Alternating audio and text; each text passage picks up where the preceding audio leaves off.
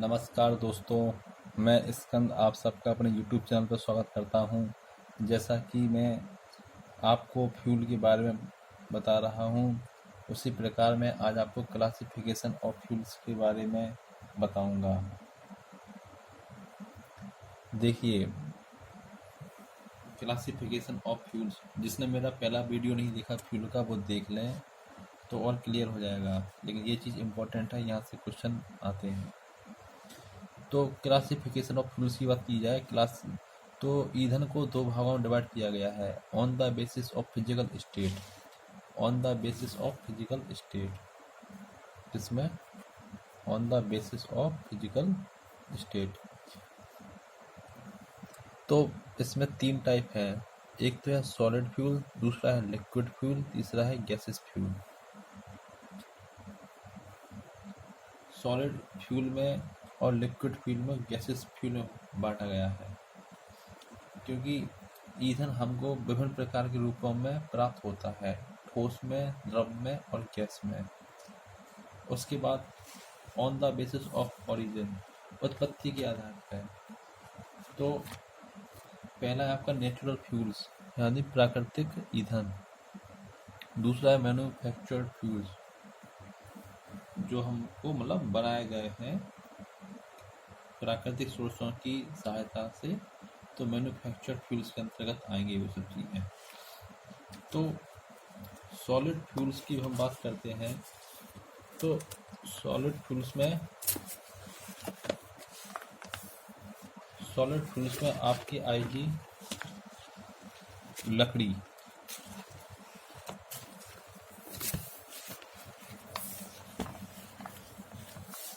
Solid fuels में आपकी आएगी वुड, लकड़ी।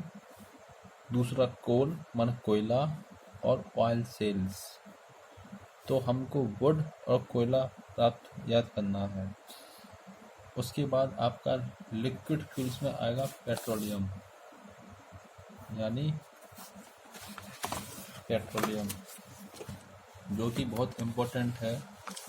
इसके बगैर पेपर नहीं बन सकता एसएससी या रेलवे बैंक में। एक ना एक क्वेश्चन हमको देखने को मिलेगा। उसके बाद सबसे मोस्ट इम्पोर्टेंट है, वो है आपका गैसेस फ्यूल्स। गैसेस फ्यूल्स में नेचुरल गैसेस हैं, जिसके अंतर्गत है आपकी सीएनजी। क्या है? सीएनजी। सीएनजी का फुल फॉर्म क्या होता है? Compress natural gas. उसके बाद एलएनजी, लिक्विफाइड नेचुरल गैसेस। उसके बाद है कोल गैस। चौथा है प्रोड्यूसर गैस। पांचवा है वाटर गैस। छठवां है एलपीजी गैस और सातवां है बायो गैस। तो कौन सी चीज़ें हैं नेचुरल गैसेस के अंतर्गत? सीएनजी, एलएनजी, कोल, प्रोड्यूसर वाटर गैस, एलपीजी और बायोगैस। तो आज हम बात करेंगे लकड़ी यानी वुड के बारे में। तो हमारी आज की हेडिंग होगी लकड़ी।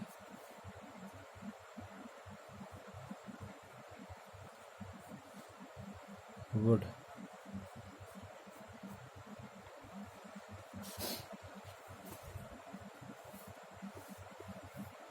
लकड़ी सर्वाधिक प्रयोग किए जाने वाला, एक सरलता से उपलब्ध हो जाने वाला ईंधन है। ये हमको बहुत सस्ते दाम पे और सरलता से प्राप्त हो जाने वाली लकड़ी ईंधन है, जो प्राचीन काल से हमारे पर्यावरण में आसानी से उपलब्ध है। और प्राचीन काल से हम सभी के घरों में ये लकड़ी का यूज हो रहा है।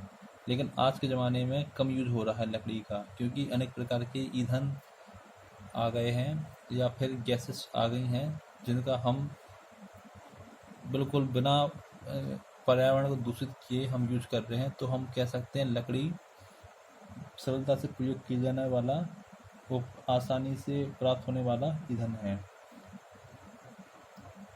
जब जब मानव का विकास धीरे धीरे हुआ, तभी जब आग की खोज हुई थी, तो उसके बाद मानव ने ईंधन के रूप में सर्वप्रथम लकड़ी का ही प्रयोग किया था। जब मानव का पूर्ण विकास हो गया था, धीरे धीरे मानव अपने प्रगति की ओर था, तो जब उसने आग की खोज कर ली तो सबसे पहले उसने लकड़ी का ही यूज किया था। उसके बाद अन्य ग्रामीण एरिया में, अन्य जगहों पर भी लकड़ी का उपयोग किया जाने लगा है। लेकिन अब समय कुछ बदल गया है। जब से हमारा समाज और विकसित हुआ है, तो ये देखने को मिलता है कि अधिक से अधिक मात्रा में चूल्हे हमारे परिवेश और ग्राम में बंद हो चुके हैं। अब सब लोग गैस का ही यूज करते हैं। तो हमें लकड़ी के बारे में इतना ही सब कुछ कहानी है। अब हम इसके बात करेंगे कि लकड़ी के कंपोनेंट्स कौन से हैं। जैसे इसमें हम बात करें कार्बन। कार्बन कितना पाया जाता है? 50%। उसके बाद हाइड्रोजन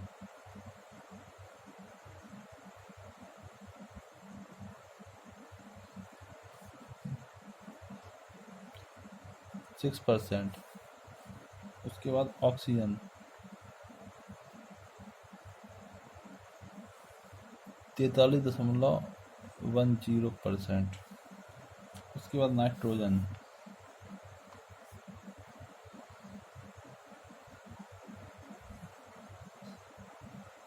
0.30%। और राख, इसको बोलते हैं ये 0.60%। तो हमें सबसे ज़्यादा याद करना है कि लकड़ी में सबसे ज़्यादा क्या पाया जाता है? कार्बन। कितना? 50%। और सबसे कम क्या पाया जाता है? हमारा नाइट्रोजन, राख, ये सब कम मात्रा में पाया जाता है। लेकिन हमें ये याद रखना है कि लकड़ी में सबसे ज़्यादा क्या पाया जाता है? कार्बन।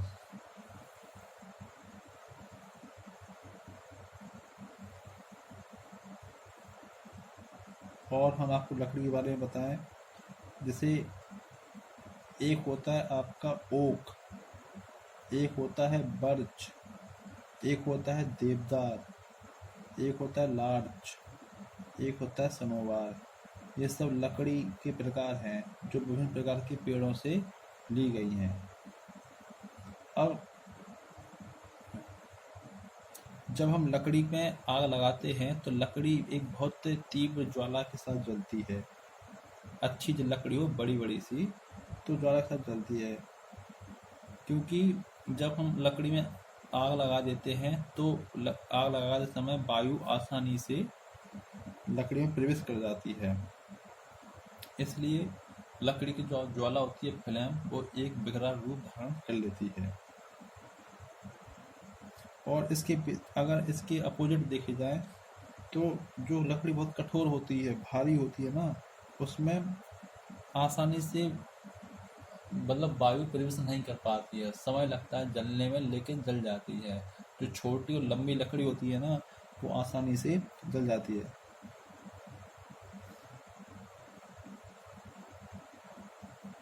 तो लकड़ी में ज़्यादा कुछ इम्पोर्टेंट नहीं है, लेकिन मैं आपको एक नॉलेज के फॉर्म में बता दिया कि लकड़ी में सबसे ज़्यादा कार्बन पाया जाता है, 50.00%। जो चीज़ अब इम्पोर्टेंट होने वाली है वो होगी कोल, यानी कोयला। तो कोयला के बारे में हम समझेंगे अपने नेक्स्ट वीडियो में। तब तक के लिए आप इतना ही समझें कि क्लासिफिकेशन ऑफ फ्यूल्स के बारे में और लकड़ी के बारे में सिर्फ एक पॉइंट रखिएगा कि लकड़ी में कार्बन 50% पाया जाता है। बाकी हम अब धीरे धीरे पढ़ते जाएंगे अपने। अब हमारा यही सॉलिड फ्यूल में कोयला के बारे में हम पढ़ेंगे। उसके बाद लिक्विड आएगा और गैस आएगा। लिक्विड में पेट्रोलियम के बारे में जानेंगे हम, और गैसेस के बारे में भी अन्य हैं, जैसे ब्यूटेन, आइसोब्यूटेन, ये सब चीज़ें उसमें आती हैं। और बायोगैस के बारे में हम जानेंगे। पढ़ने को बहुत कुछ है, लेकिन आप लोग हिम्मत बनाए रखिएगा, हम सब पढ़ते जाएंगे और एक ना एक और इससे क्वेश्चन की प्रैक्टिस भी करेंगे। तो अब तक के लिए दोस्तों, बाय। अब हम मिलते हैं अपने कल नेक्स्ट वीडियो में। Good night friends.